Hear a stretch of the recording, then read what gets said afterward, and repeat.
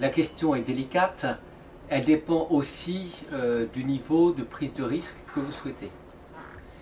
Si vous souhaitez la sécurité maximale, mais avec des rendements plus limités dans le temps, la solution c'est d'investir à 100% dans le fonds d'euros, dont la performance, nous le rappelons, est supérieure à celle de la moyenne du marché. Maintenant, ce que l'on peut dire, c'est que la diversification sur les unités de compte, c'est la meilleure stratégie pour dynamiser la performance de votre épargne à long terme. Et je dirais d'autant plus que vous allez sur les unités de compte actions. Le placement action, je le rappelle, sur le long terme, c'est en moyenne 7% de rendement par an, et c'est en moyenne un doublement de votre capital tous les 10 ans.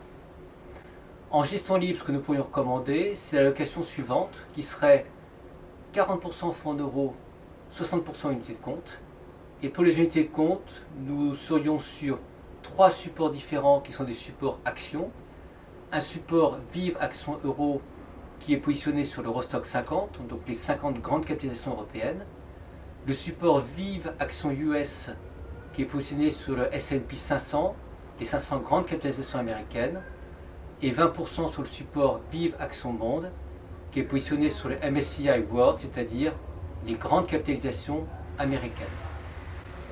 Si maintenant vous souhaitez aller sur la gestion sous mandat, notre recommandation c'est de prendre la gestion sous mandat 70 avec 70% d'unités de compte, car sur le long terme, plus vous êtes diversifié, plus vous avez un potentiel de rendement, avec toujours le risque d'avoir des années un petit peu volatiles, mais il faut être capable de prendre des risques pour obtenir du rendement.